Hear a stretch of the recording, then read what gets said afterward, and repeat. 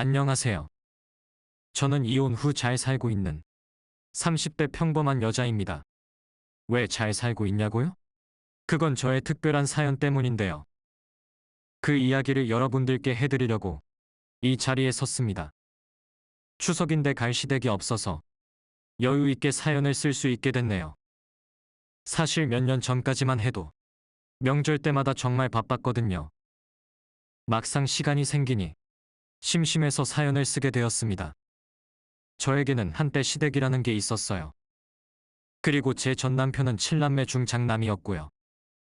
처음 결혼할 때 제 남편이 장남이라는 소식에 주변에서 얼마나 뜯어 말렸던지 지옥으로 들어가는 지름길 이라는 말도 서슴없이 하는 사람들도 있었어요.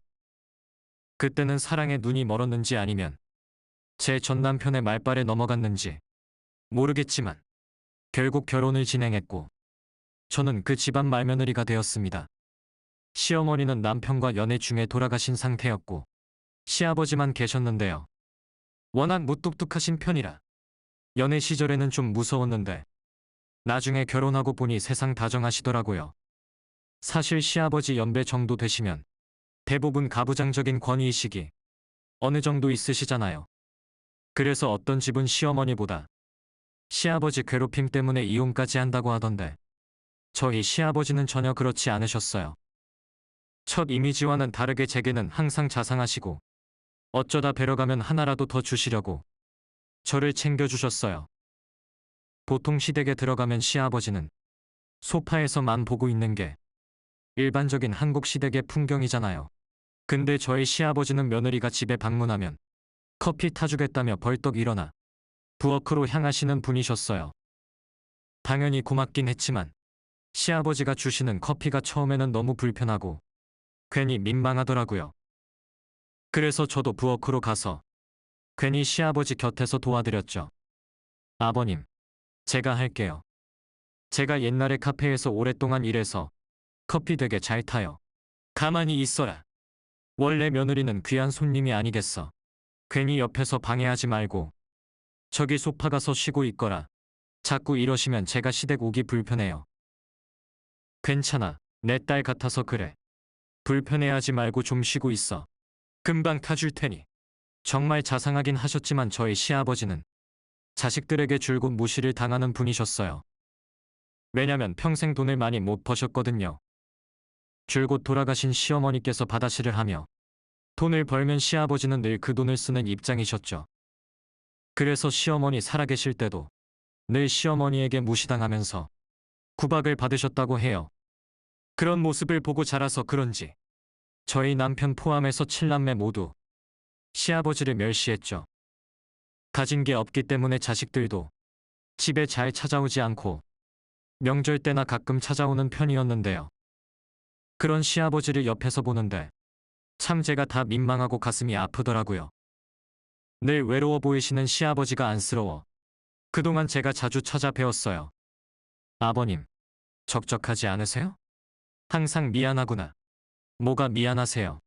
내가 해줄 수 있는 게 아무것도 없어서. 아버님, 그런 생각 하지 마시고 그냥 하고 싶으신 거 평생 하고 사세요. 내가 꼭 보답하마. 돈 벌어서 오마. 그때는 그냥 하시는 말씀인 줄만 알고 넘겼던 것 같아요. 사실 시아버님이 가지고 계신 땅이 좀 있어서 먹고 살기 힘들 정도는 아니셨거든요. 근데 부동산이다 보니 당장 현금화하기 힘들어 조금 빠듯하게 생활하실 뿐 팔기만 하면 평생 혼자서 쓰시기에 충분했거든요. 비록 자식들에게 물려줄 재산은 적지만 시아버지 노후까지는 충분히 쓰고도 남을 돈이었어요. 옆에서 보아하니 7남매는 하나같이 그걸 노리고 있는 분위기였어요. 그리고 이상하게 제 남편을 포함한 이 집 형제, 남매들은 하나같이 돈에 대한 집착이 어마어마했어요. 물론 먹고 살기 힘든 사회에서 돈 안 좋아하는 사람 없겠지만 유독 이 집 남매들은 모일 때마다 돈 하도 돈만 밝히니 나중에는 그 모습이 정말 정 떨어지더라고요. 제가 처음 시집 왔을 때도 남편의 형제들이 제일 먼저 물어본 질문이 부모님 무슨 일 하세요? 였어요. 그리고 그 다음 질문이 그럼 연봉은 어떻게 돼요? 였죠. 제가 성격이 좋은지 나쁜지 어떤 사람인지는 전혀 관심 밖의 일이었죠. 한마디로 사람을 볼 때 결혼정보회사에서 쓰인 외적인 조건들로만 판단하는 그런 사람들이었죠. 칠남매 모두 절대 손해보지 않으려는 게 눈에 훤히 보였달까요. 아무튼 첫인상은 그리 좋지 않았어요. 그래도 주위에서 형제끼리 너무 우애 좋은 것보다는 낫지 않냐며 오히려 더 잘됐다고 해주시더라고요. 그리고 여러분들께 저의 개인적인 사연을 말씀드리자면 7살 때 부모님이 사고로 돌아가시는 바람에 성인이 될 때까지 보육원에서 자랐어요. 친척들 모두 저를 맡아주지 않겠다고 선언하시는 바람에 자연스레 보육원에 들어가게 됐죠. 친척들이 저를 길러주시기를 기대했던 건 아니지만 저도 사람인지라 어린 마음에 서글픈 건 어쩔 수 없더라고요. 보육원에서의 삶은 여러분들이 대충 생각하시는 것처럼 늘 힘들고 외로웠어요. 그때는 세상에서 가장 부러운 사람이 부모가 있는 사람일 정도로 따뜻한 가족들의 품이 그리웠어요. 하지만 성인이 되기 전까지 친척 중 그 누구 하나 저를 찾아오지 않더라고요. 그러다가 성인이 되고 나서 받게 된 소정의 부모님의 유산 소식에 그제서야 친척들이 제게 연락을 했죠.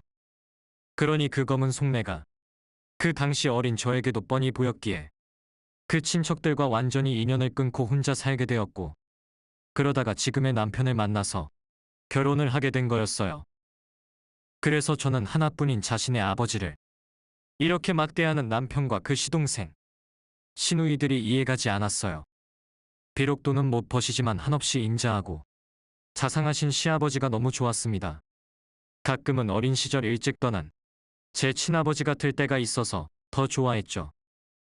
사실 제 꿈 중에 하나가 든든한 부모가 생기는 것이었거든요. 그래서 시아버지는 저에게 정말 특별한 분이셨습니다. 며느리에게 커피를 타주는 시아버지는 흔치 않잖아요. 게다가 가끔 남편이랑 다툰 이야기를 하면 무조건 제 편을 들어주시는 것도 너무나 감사했어요. 하지만 이런 저와는 달리 제 남편은 늘 시아버지가 불만이었어요. 내 아버지지만 진짜 아무리 생각해도 너무 무능력해. 사실 우리 어머니 아니었으면 먹고 살 수 있었겠어? 그러니 우리 집에서 있으나 마나한 존재지. 그래도 아버지잖아. 꼭 그런 식으로 말해야 되겠어? 당신 그런 말할 때마다 무서워. 사람을 어떻게 돈으로 평가하고 그래? 가족이잖아. 당신은 아무것도 모르니까 그래. 솔직히 아버지가 돈만 잘 벌었어도 내가 내 집 마련 걱정은 안 하지. 당신도 내 친구 상철이 알잖아? 걔는 지 아버지가 아파트며 자동차며 다 해주니까 지금 승승장구하면서 잘 먹고 잘 살잖아. 근데 우린 이게 뭐냐? 이게 다 아버지 때문이야. 됐어. 우리가 잘 벌면 되잖아. 아버님이 우리에게 뭐 빚졌어? 꼭 집 해주셔야 할 의무는 없는 거야. 그냥 지금 현실에 만족하고. 당신도 아버님한테 너무 그러지만. 아이고 답답하다 답답해. 당신이랑은 정말 말이 안 통한다. 아무튼 아버지한테 코딱지만한 재산이라도 남은 건 첫째인 나한테 물려줘야지. 당연히 그러실 거야. 당신 아버지하고 사이 좋으니까. 그건 당신이 책임지고 우리 달라고 해. 아버님이 물려줄 재산이 어딨어. 그리고 그러면 시동생들이 가만히 있겠어? 그냥 아버님이 알아서 하시게 강요하지만. 어떻게 신경을 안 써? 그리고 아버지 땅 있잖아. 그 땅 팔면 그래도 우리 10년 생활비는 거뜬하지. 난 요즘 아버님만 보면 좀 마음이 쓰여. 자식들이 대놓고 앞에서 돈 얘기 꺼내는데 얼마나 민망하시겠어. 제발 아버님 앞에서 돈 말고 다른 이야기 좀 하면 안 돼? 우리가 괜히 그러겠어? 금수저, 흙수저란 말이 괜히 있는 게 아니야. 나같이 흙수저 물고 태어난 사람들은 어쩔 수 없다고. 남자 5명에 여자 2명. 그렇게 7남매인 저희 남편의 남매들은 어렸을 적부터 부유하지 못한 환경에서 살았는데 서로 양보를 잘 하지 않았다고 하더라고요. 보통 남매라면 서로 좀 위하는 게 있어야 하잖아요? 가령 형이 열심히 일해서 동생들 학비 대주거나 밥상머리에서 고기 반찬 양보해주거나. 듣자하니 남편은 어렸을 때 그런 적이 한 번도 없다고 하더라고요. 그래서 엄청 당황했던 기억이 있어요.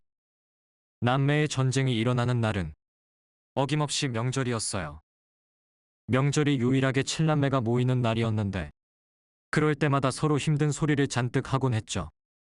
저는 중간에서 눈치 보느라 혼났어요. 보통 추석이나 설날 때 명절 음식 많이 먹어서 살찐다고 하시잖아요? 저는 살벌한 분위기 속에서 밥 먹다가 항상 체해서 오히려 살이 쭉쭉 빠졌죠. 이게 밥을 먹는 건지 아니면 싸움을 하는 건지 시아버지에게 남아있는 작은 땅 하나로 서로 신경전을 하는데 실제로 보면 밥이 입으로 들어가는지 코로 들어가는지 모를 정도로 정말 살벌했다니까요? 그러다가 어느 정도 며느리 구실을 하게 됐을 때쯤이었어요. 추석이 다가와서 다 같이 모였는데 평소 전쟁보다 더 큰 대전쟁이 일어나고 말았어요. 그전에는 싸워도 말싸움에서 그치거나 조금 더 심하면 밥상 뒤엎는 걸로 끝났는데 그날은 서로 멱살을 잡고 싸우게 된 것이죠. 처음 시작은 제 남편과 둘째 시동생이었어요. 야 임마, 네가 우리 집에 한 게 뭐가 있어? 그럼 형은 한 게 있냐곤. 허구한 날 집에서 돈이나 타갔으면서 지금 아버지 명의 땅도 형 거라고 생각하지? 웃기시네. 이미 형은 아버지한테 받을 거 다 받았어. 그러니 꿈깨. 건방지게. 너 아직도 철이 안 들었냐? 어디서 형 거를 넘번. 아버지, 말씀해보세요. 땅 그거 누구 거예요? 예, 제가 아버지한테 말씀드렸잖아요. 형이 형 노릇 한 번도 한 적이 없다고. 여지껏 우리 칠남매 가운데 형한테 가장 많이 돈 들어갔잖아요.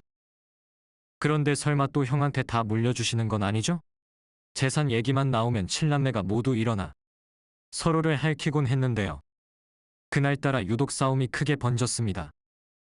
남매들이 싸우는 모습을 본 시아버지는 눈물을 글썽이시더라고요.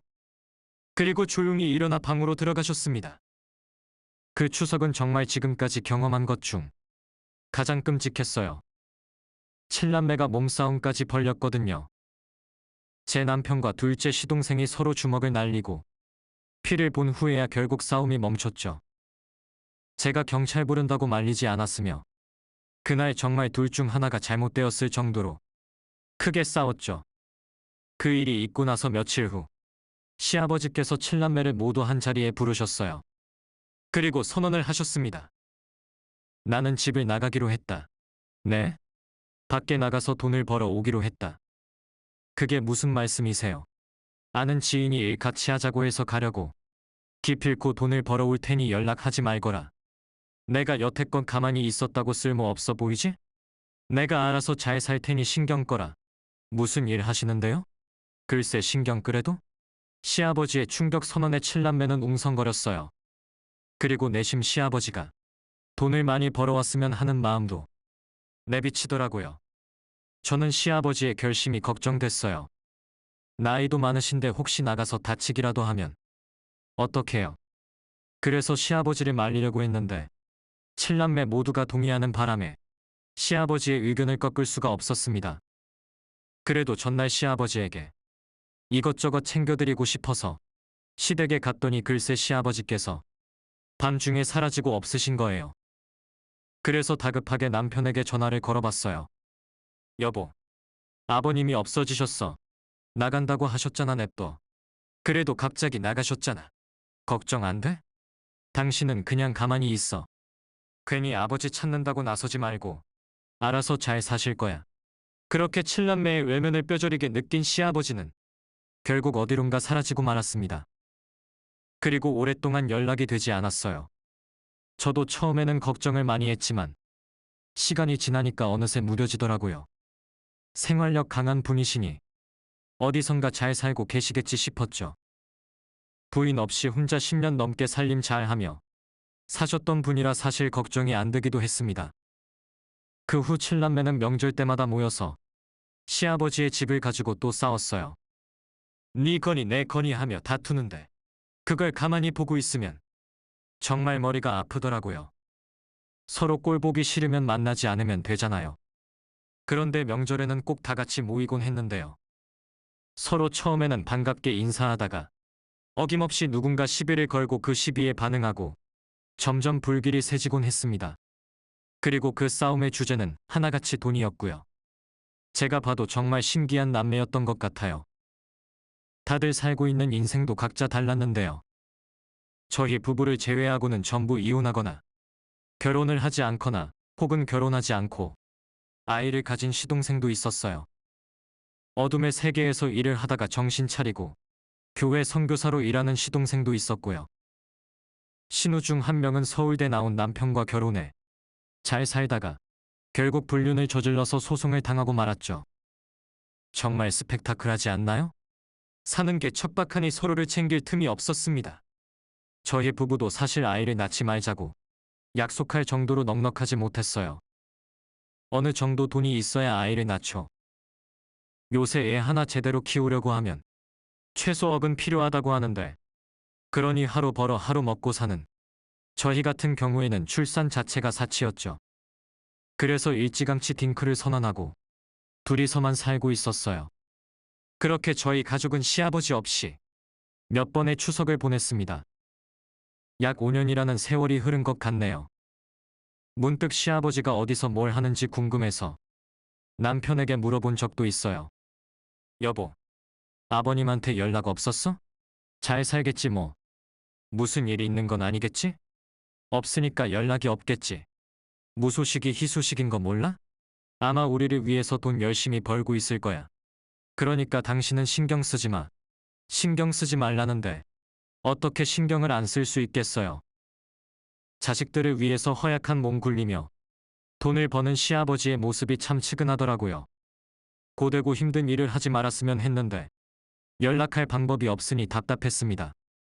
칠남매는 은근히 기대를 하는 것 같았어요. 5년 동안 연락 하나 없이 돈을 벌었으니 자신들에게 떨어지는 게 있겠지. 설마 5년이나 벌었는데 적게 벌었겠나 생각하며 기다리는 눈치더라고요. 남편과 둘째 시동생이 대화를 하는 걸 들어본 적이 있어요. 형, 아버지 돌아오시면 내가 모실게. 혼자 못 사실 거잖아. 됐어. 네가 뭘 모시냐. 와이프 있는 내가 모셔야지. 네가 아버지 밥이라도 해줄 수 있겠어? 분명 둘이서 시아버지의 재산을 염두하고 미리 준비를 하는 것 같았어요. 모시면 재산은 자연히 자신들에게 올 테니까요. 하지만 저희 가족은 5년 만에 등장한 시아버지로 인해 한바탕 소동이 일어나고 말았습니다. 그날도 추석이었어요. 서로 사는 게 바빠서 2년 동안 모이지 않다가 오랜만에 추석 때 전부 모였습니다. 다 같이 할 일 없어서 술을 마시고 있던 때였어요. 저는 술상을 차렸고요. 평소보다 화목한 분위기였던 게 기억나요. 한창 서로 말 없이 술을 마시고 있던 찰나 현관문을 두드리는 소리가 나는 거예요. 배달시킨 게 왔나 싶어서 문을 열었는데 웬 거짓골을 한 노인이 서 있더라고요. 누구세요? 며느라 나다. 아버님? 그래. 머리는 잔뜩 길러서 얼굴이 보이지 않았고 손톱은 새까매져 있었어요. 그리고 신발은 5년 내내 신었는지 앞코에 구멍이 나 있더라고요. 5년 만에 만난 시아버지의 모습은 한마디로 거짓골이었어요. 아버님, 대체 무슨 일이 있으셨던 거예요? 일단 들어가고 싶구나. 너무 힘들어. 그러면 얼른 들어오세요. 저는 아버님을 모시고 칠남매가 있는 곳으로 갔어요. 아버님 돌아오셨어요. 저는 그때 칠남매의 표정을 잊을 수 없어요. 잔뜩 실망한 표정으로 아버지? 하고 부르더라고요. 시아버지는 칠남매를 보더니 눈물을 흘리셨어요. 얘들아, 애비 왔다. 그런데 꼴이 왜 그래요? 그게 말이다. 바다실 시켜준다고 하길래 덥석 물었더니 글쎄 그게 염전노예지 뭐냐. 그래서 거기서 돈도 못 받고 일하다가 겨우 탈출했어. 그런데 나더러 일을 못했다고 그 값을 내라지 뭐냐. 어쩔 수 없이 땅 팔아서 빚 갚았지. 나한테 남은 게 아무것도 없어. 땅을 팔았다고요? 미쳤어요? 제일 크게 소리를 지른 사람은 둘째 시동생이었어요. 모든 걸 잃은 표정을 하더니 어떻게 그걸 팔 생각을 하냐고요. 하고 나무라더라고요. 그랬더니 시아버지는 눈물을 훔치기 시작하셨어요. 미안하다. 못난 애비를 둬서 너희가 고생이 많지. 결국 돈 한 푼 못 쥐고 돌아오게 되었구나. 면목이 없어. 그걸 팔면 어떡하냐고요. 우리한테 말도 안 하군. 어쩔 수가 없었어. 이 애비도 살아야 하지 않겠니? 그럴 거면 왜 돌아왔어요? 지금 우리더러 뭘 어쩌자는 건데요. 누가 나를 좀 돌봐줄 수 없겠냐? 시아버지가 그 말을 꺼낸 순간 분위기가 조용해졌어요. 거렁뱅이로 돌아온 시아버지를 돌볼 사람은 아무도 없어 보였습니다. 일단 제 남편이 먼저 입을 열었어요. 우린 안 돼. 입이 두 개인데 어떻게 아버지까지 모셔. 게다가 우린 외벌이라고. 혼자 벌어 둘이 사는 게 얼마나 힘든지 알아? 그때 둘째와 셋째가 일어나 따졌어요. 그게 내 알바야? 돈 좀 쥐고 있으면 지가 모신다고 하더니 이제는 싫어? 진짜 비겁하다. 비겁한 건 너야 이 자식아. 아버지 네가 모신다며. 어? 난 절대 안 돼. 혼자 사는 것도 버거워 죽겠는데 어떻게 아버지까지 모시냐고. 난 애가 딸렸다 이 자식아. 와이프 없이 애 혼자 키우는 게 얼마나 쪼달리는데. 그러게 누가 애를 싸지를 해? 이 놈이 진짜. 칠남매는 모두 시아버지를 모시기 싫다며 싸우기 시작했고 시아버지는 메고 있던 배낭을 바닥에 내려놓기도 전에 자식들의 다툼을 지켜볼 수밖에 없었습니다. 그 심정은 오죽할까 싶어서 시아버지를 얼른 방으로 모셨어요. 따뜻한 거 드릴까요? 아니야 됐어.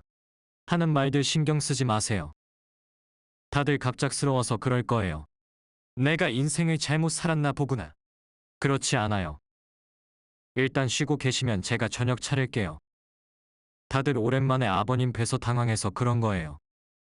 그러니 일단 짐 좀 풀고 계세요. 진이야. 네. 고맙다. 이런 못난 사람을 챙겨줘서.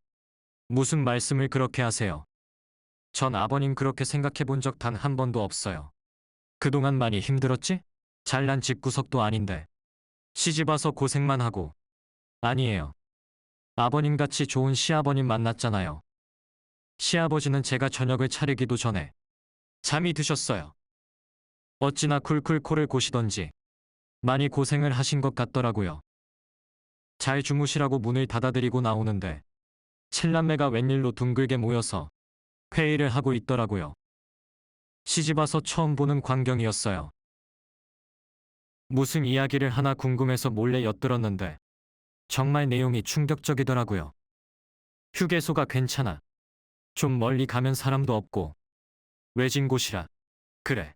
그럼 거기로 가고 나머지는 어떻게 처리할 거야?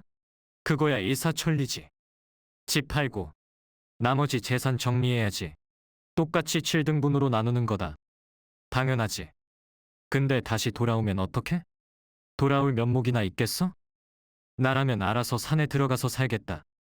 우리한테 해준 게 없으면 그렇게라도 알아서 살아야지. 그리고 요새는 나라에서 노숙자들 쉼터 같은 데도 있으니까 알아서 잘 사실 거야.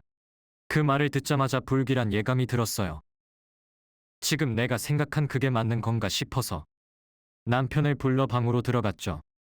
대체 무슨 작정이야? 휴게소가 뭐고 재산은 또 뭐고 당신은 그냥 가만히 있어. 설마 아버님 휴게소에 버릴 생각하는 건 아니지? 당신 그거 범죄야. 그런 거 아니래도? 그리고 우리 남매들끼리 내린 결정이니까 당신은 신경 쓰지 마. 안 돼. 절대로 안 돼. 당신 쇠고랑 찰 수도 있어. 사람 버리는 게 얼마나 위험한 짓인지 몰라서 그래? 지금 다들 너무 흥분한 것 같으니까 내일 다시 얘기해. 그러지 말자고 당신이 먼저 말해. 장남이 돼가지고 어떻게 거기에 휩쓸릴 수가 있어. 알았어. 나도 아까는 좀 화가 나서 막말한 거야. 당신 말대로 할게. 아무튼 내일 꼭 말려. 알았지? 대답해. 그렇게 칠남매의 도발이 마무리되는 듯 보였어요. 아무리 그래도 부모 버리는 게 어디 쉽나요? 설마 했죠. 하지만 다음 날 눈을 떠보니 아무도 없더라고요. 시아버지까지요. 남편에게 전화를 했더니 받지도 않았어요. 그러니 혹시나 어제 말한 대로 아버님을 휴게소에 버렸을까봐 혼자서 발을 동동 굴리며 남편이 오길 기다리고 있는데 오후가 되어서야 남편과 남매들이 집에 들어오더라고요. 대체 어떻게 된 거야? 아버님은? 집에 가자 우리는. 어떻게 된 거냐고. 아버님은 왜 안 오시는데? 거참. 짐 챙기래도? 남편은 급히 집에 돌아가자며 저를 재촉했고 저는 시아버지의 행방이 궁금했어요. 안 가겠다는 절 억지로 차로 밀어넣고 그대로 출발을 하더라고요. 저는 아버님이 걱정되어 차를 타고 돌아오는 내내 남편을 추궁했습니다. 대체 아버님 어딨는데? 여보, 나는 우리 둘이서 잘 살면 그만이야. 당신도 그렇잖아? 아버지는 아버지대로 알아서 잘 사실 거야. 당신한테 정말 실망스러워. 아버지 일하러 가셨어. 본격적으로 바다실 해보시겠대. 거짓말 하지 마. 나한테 일절 말 한마디 없이. 어디 가실 분 아니셔. 사실대로 말해. 당신이랑 남매들이 버렸잖아, 휴게소에. 어디야, 거기. 일하러 가셨다니까? 당신은 대체 우리를 어떻게 보는 건데? 설마 진짜 아버지를 버릴 것 같아? 남편은 딱 잡아떼더라고요. 하지만 어제 칠남매가 나눴던 그 대화가 자꾸 떠오르면서 시아버지가 버림받았다는 확신을 지울 수가 없더라고요. 솔직히 신경 쓰지 않고 살 수도 있었어요. 시아버지 없으면 저도 힘들 일 없으니까요. 그래서 외면해보려고 노력하기도 했습니다. 하지만 자꾸 저의 어릴 적이 떠오르더라고요. 모든 친척들이 저를 거부했을 때의 그 기분이 자꾸 생각났어요. 믿었던 가족들에게 모두 손절당하고 버려진다는 그때의 그 기분은 정말로 말로 설명할 수 없을 정도로 처참했거든요. 그 순간이 제 인생 트라우마로 아직까지 남아 있어요. 그래서 그때의 시아버지의 모습에서 자꾸 7살 때의 제 모습이 보이더라고요. 그러니 가만히 기다리고만 있을 수 없었어요. 남편이 말해주지 않으면 내가 직접 찾아야겠다는 생각이 들었습니다. 뒷일이야 어떻게든 일단 나이 드신 분을 길바닥에 두는 건 너무 아니잖아요. 아무리 물어도 남편이 잡아떼길래 제가 직접 차에 타서 내비게이션에 무작정 제일 가까운 휴게소부터 찍어서 운전했어요. 서툰 운전 실력이라 많이 긴장되긴 했지만 그날을 계기로 운전을 마스터한 것 같네요. 사실 서울에서 김서방 찾기나 마찬가지였어요. 차 안에 있는 내비게이션은 잘 쓰지 않고 핸드폰으로 주로 위치를 찍기 때문에 기록도 볼 수 없었거든요. 그렇다고 휴게소를 하나하나 들리자니 너무 막막했어요. 그런데 제가 어떻게 찾았는지 아세요? 남편이 블랙박스 기록은 지우지 않았더라고요. 거기 있는 기록을 살펴보니 강원도에 있는 한 휴게소에 멈췄다가 거길 기점으로 유턴해서 집으로 돌아온 기록이 있길래 바로 그곳으로 달려갔어요. 도착하자마자 휴게소에 앉을 만한 곳을 쭉 둘러봤는데 시아버지가 보이지 않더라고요. 혹시 복지사 같은 분이 저희 시아버지를 발견해서 센터에 데려가셨을 수도 있을 것 같고 어쩌면 사악한 사람들에게 끌려갈 수도 있겠다는 생각도 들고 오만 가지 생각이 들었어요. 휴게소 식당이며 화장실까지 모조리 뒤지며 시아버지를 찾았죠. 하지만 아무리 찾아도 보이지 않아서 포기하고 돌아가려고 하던 찰나 저 멀리 전봇대 옆에서 쪼그리고 앉아있는 사람이 보였어요. 혹시 하는 마음에 가까이 다가갔더니 글쎄 실루엣이 딱 저희 시아버지인 거예요. 칠남매가 휴게소에 다녀간 지 꼬박 하루가 지날 시점이었는데 아직도 그곳에 있더라고요. 아버님. 제가 부르자 시아버지는 숙이고 있던 고개를 천천히 드셨고 저를 보셨어요. 며느라, 괜찮으세요?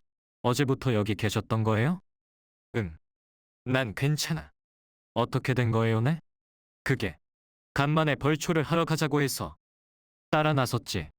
괜히 우리 며느리 고생시키고 싶지 않아서 우리끼리 갔는데 글쎄 휴게소에 들리더니 나더러 화장실을 다녀오래. 다녀왔더니 감쪽같이 사라졌지 뭐냐. 아버님, 괜찮으세요? 처음에는 자식들이 날 버리고 갔을 거라고는 생각도 못했단다. 하지만 아무리 찾아도 감쪽같이 사라진 걸 보니 버림받았단 걸 깨닫게 되었지. 정말 그동안 내가 인생을 헛살았어. 아버님, 제가 대신 사과드릴게요. 일단 뭐 좀 드세요. 지금 배고프시죠? 제가 차 안에 먹을 거 좀 챙겨왔어요. 저는 차 안에서 대충 음식을 몇 가지 꺼내서 시아버지 앞에 차려드렸어요. 명절 때 했던 음식을 전부 싸왔거든요. 음식을 허겁지겁 먹던 시아버지는 갑자기 저를 보시더니 의미심장한 말을 꺼내시더라고요. 내가 그래도 돈을 벌길 잘했지. 우리 며느리한테 줄 수 있으니까 말이야. 네. 자식 키워봐야 아무 소용없어. 그땐 시아버지의 말씀을 제대로 알아듣지 못했어요. 그런데 그때 제 머리 위로 가방이 하나 툭 떨어지는 거예요. 전봇대에 걸려있던 시아버지의 배낭이었어요. 그런데 그게 떨어지면서 살짝 안이 보였는데 글쎄 5만 원짜리 지폐가 수두하게 들어있는 게 아니겠어요? 아버님, 이게 뭐예요? 이 많은 돈이 대체 어디서 나셨어요? 내가 번 돈이지. 아버님이 번 돈이요? 그런데 왜 돈 없다고 하셨어요? 받아시라면서 사귄 동료한테 내가 자식들 얘기를 했더니 나한테 한 번 거짓골을 하고 자식들 앞에 나타나 보라고 하더라고. 그러면 자식들이 나를 돈으로 보는지 아버지로 보는지 딱 알아볼 수 있다면서. 그래도 우리 자식들은 날 예비로 생각하겠지. 설마 돈 없다고 쫓아내겠나 싶었는데 그보다 더 할 줄은 몰랐지. 아버님, 진이야. 내가 믿을 사람은 너뿐이구나. 같이 돌아가세요. 다들 기다릴 거예요 후회하고. 아니, 그놈들은 이제 가족도 아니야. 내가 지들 생각해서 5년 동안 얼마나 고생하며 돈 벌었는데 어떻게 나를, 애비인 나를 이렇게까지 버릴 수 있니? 시아버지는 상처가 꽤 되었는지 제 앞에서 눈물까지 보이시더라고요. 그러면서 지난 5년 동안 타지를 떠돌아다니면서 어떻게 살아왔는지 고생한 이야기를 해주셨죠. 기술 하나 없었던 시아버지께서 돈을 벌기 위해 얼마나 노력을 하셨던지 결국 무릎 연골이 다 나가서야 그제야 일을 배울 수 있었다고 하셨어요. 저희 시아버지는 늘 자식들을 생각하고 있었지만 결국 자식에게 배신을 당하니 그 심정은 말로 표현할 수 없을 정도로 분하셨을 거예요. 효심 테스트를 해보려다가 자식들에게 버림을 받게 된 것인데 진짜 얼마나 당황스러우셨을까요? 며느라, 날 챙겨준 사람은 우리 며느리밖에 없구나. 이걸 너에게 주마. 시아버지가 저에게 내민 가방 안에는 딱 봐도 억대의 돈이 들어있었어요. 그건 전부 시아버지의 피와 땀이었습니다. 시아버지는 적어도 자식들에게 피해는 주고 싶지 않아서 죽을 힘을 다해 돈을 버셨던 건데 결국 이렇게 됐네요. 아버님, 전 이걸 받을 수 없어요. 제가 무슨 자격으로 이 큰 돈을 받아요? 왜 받을 수 없다는 거냐? 저는 아버님한테 해드린 게 아무것도 없잖아요. 이렇게 날 찾아왔잖냐? 하지만 저는 아버님 자식도 아닌걸요. 아버님이 자식들에게 상처받으신 거 알지만 그래도 저는 받을 자격 없어요. 다른 건 필요 없다. 나중에 내 장례만 좀 치러다오. 이미 버림받은 몸. 오래 살아서 뭐 하겠어. 그런 말씀 마세요 아버님. 그러니까 받아다오. 나는 늙어서 돈 쓸 데도 없구나. 일단 일어나서 차에 타서 몸 좀 녹이세요 아버님. 저는 일단 시아버지를 저희 집에 모셨어요. 그랬더니 남편이 나와서 기겁하며 놀라더라고요. 아 아버지 어떻게 여길. 예끼 이 배은망덕한 놈아. 돈 없다고 아비를 버려? 아니 그게 아니라 아버지가 어디로 가버리셔서 한참 찾았잖아요. 찾기는 개뿔. 넌 이제 내 아들 아니야. 너한테 물려줄 돈 땡전 한 푼도 없어. 그게 무슨 소리예요? 아버지 돈 없잖아요? 저는 또 돈 없다고 아버님을 무시하는 남편의 모습에 얼른 그간의 전후 사정을 말해주었어요. 휴게소에 가서 아버님을 만났던 거부터 시작해서 그동안 아버님이 바깥에서 무슨 일을 하셨고 그래서 어떻게 큰 돈을 모았는지까지도 모두 설명했죠. 그러니 남편의 눈이 휘둥그레지더라고요.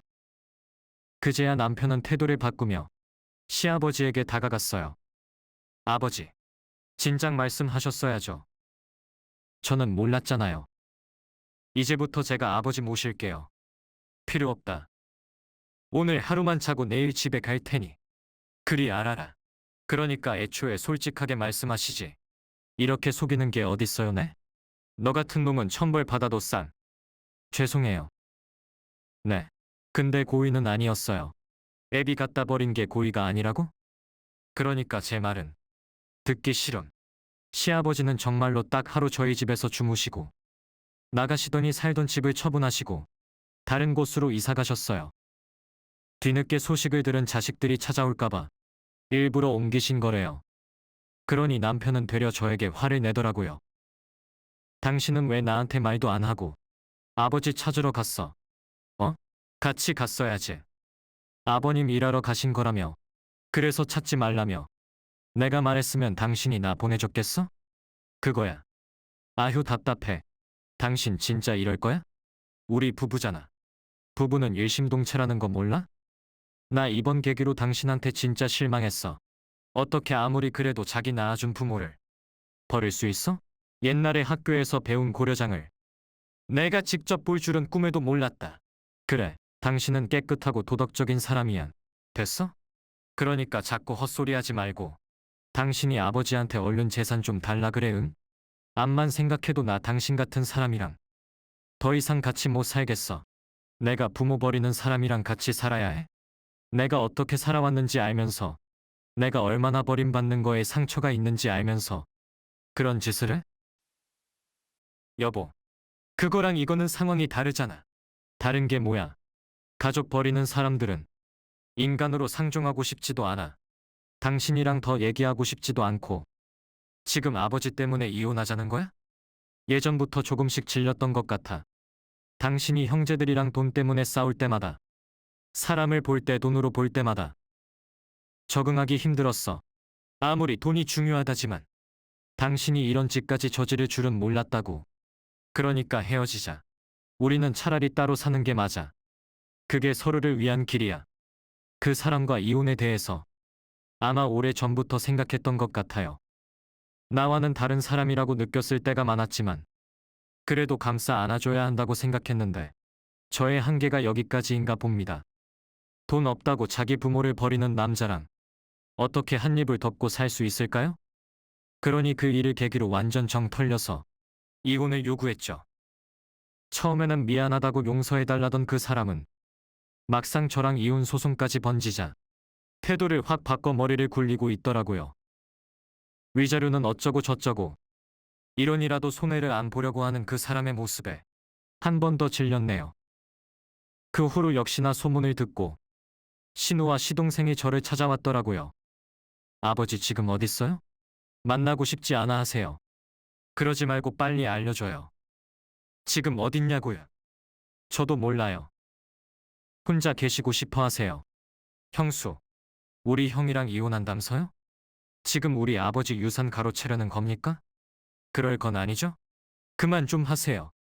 아직도 그 얘기예요? 이제 우리 솔직해집시다. 형수 우리 아버지 살살 꼬셔서 우리한테 재산 못 물려주게 하려는 거 아니에요? 내가 형수 처음 봤을 때부터 알아봤어요. 겉으로는 순수한 척, 돈 안 밝히는 척 하더니 결국 유산 차지하는 겁니까? 말 바로 하세요. 뭐 눈엔 뭐만 보인다더니 지금 누가 누구한테 그런 말을 해요? 아무튼 빨리 알려줘요. 아버지 어딨는지. 칠남매는 끝까지 저에게 진상을 부리더니 결국 이혼을 끝으로 인연을 끊었네요. 그 후로 저는 시아버지였던 아버님을 친아버지처럼 챙기며 살게 되었습니다. 인연이라는 건 정말 어찌 될지 모르는 것 같아요. 부모도 친척도 없는 저에게 가족이 생겼습니다. 아버님은 기어코 저에게 재산을 물려주셨어요. 자신이 죽으면 꼭 장례만큼은 치러달라고요. 그걸로 됐다며 저에게 신신당부하셨습니다. 그 후로 저는 일주일에 한 번씩 아버님이 계신 곳을 찾아뵙곤 하는데요. 그럴 때마다 저를 반기시며 우리 딸 왔냐 하십니다. 아버님도 참 독하신 게 3년이 지날 때까지 자식들에게 연락 한 번 안 하시더라고요. 아버님, 자식들 안 보고 싶으세요? 그래도 핏줄인데.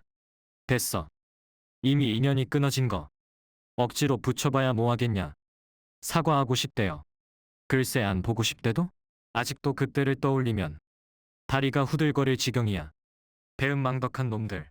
아버님이야 워낙 살림꾼이셔서 혼자서 반찬도 잘 해드셔서 제가 해드릴 게 없더라고요. 가끔 가서 얻어먹고 올 정도예요. 가끔 통화하면 바쁜데 뭐하러 통화했다 하시며 서둘러 끊어버리십니다. 괜히 미안해서 그러시더라고요. 아직도 아버님은 가끔 제가 찾아가면 벌떡 일어나셔서 커피를 타주실 정도로 건강하세요. 들어보니 평소에 운동도 열심히 하시고 그 좋아하시던 술도 끊으셨다고 해요. 요새는 코로나 때문에 헬스장에 잘 못 가시만 그전에는 따로 가서 PT도 받으셨죠. 최근에는 동네 마음 맞는 동년배 친구분들이랑 테니스도 가끔 치신다고 하시더라고요. 골프도 배우려고 했는데 그건 너무 돈이 많이 드는 것 같아서 테니스로 만족하신다고 해요. 제가 기억하는 아버님의 모습은 내 자식들 눈치 보면서 기죽어 사시는 모습이었는데 요새는 오히려 그때부터 더 젊어지신 것 같은 느낌이 듭니다. 정말 대단하시죠? 그래서 저는 진짜로 아버님처럼 나이 드는 게 소원이에요. 제 전 남편이랑 그 후 어떻게 되었냐고요? 이혼할 때 계산기 두들리며 한 푼이라도 안 주려고 할 땐 언제고 꼭 술만 마시면 미련이 아직도 미련이 남았는지 전화가 오더라고요. 당연히 받아주지 않았죠. 그러면 항상 구구절절하게 장문의 문자를 보내는데 정말 역겹더라고요. 이미 그 사람의 실체를 다 알았기에 지금 이것도 다 생쇼를 하는 것처럼 보여서 불쾌하기만 하더라고요. 나중에는 저 사는 곳까지 찾아오길래 경찰에 신고한다고 협박하니 그제서야 겁을 먹고 연락을 하지 않더라고요. 물론 저도 혹시 몰라 번호를 바로 변경했고요. 따지고 보면 능력도 인물도 변변찮은 남자였는데 이 남자가 뭐가 좋다고 매달렸는지 이제야 콩깍지가 벗겨진 것 같네요. 사실 소꿉장난으로 어렸을 때 가볍게 사귄 경험 빼고는 진지하게 남자를 만난 게 전 남편이 처음이었거든요. 그래서 그때는 남자 보는 눈이 없었나 봐요. 이래서 놀아본 여자들이 오히려 결혼 잘한다는 말이 무슨 뜻인지 알 것 같아요. 아직 젊다고 생각하는 나이라서 재혼의 가능성은 열어두었지만 당분간은 연애가 아닌 제가 하는 일에만 집중할 생각이에요. 사실 이혼 후에 아버님이 물려주신 재산으로 작은 공방을 하나 열었습니다.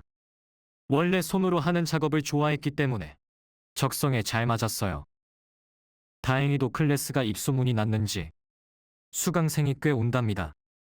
작은 꿈이 있다면 그 공방으로 돈을 많이 벌어서 더 좋은 집으로 이사를 가는 것인데요. 혼자 살면서 목표를 하나씩 이뤄가는 삶도 좋은 것 같아요. 추석이 다가오니 문득 칠남매가 생각나서 이렇게 사연을 쓰게 됐어요. 아마 비슷한 집안도 많을 것 같아요. 여러분들의 추석 풍경은 어떠신가요? 저는 간만에 휴일이라 집에서 사연을 쓰고 있네요. 여러분들의 추석은 별 탈 없이 행복하셨으면 하는 마음으로 사연을 마치도록 하겠습니다. 모두 건강하게 잘 보내시고 돌아오시기 바랍니다. 화이팅!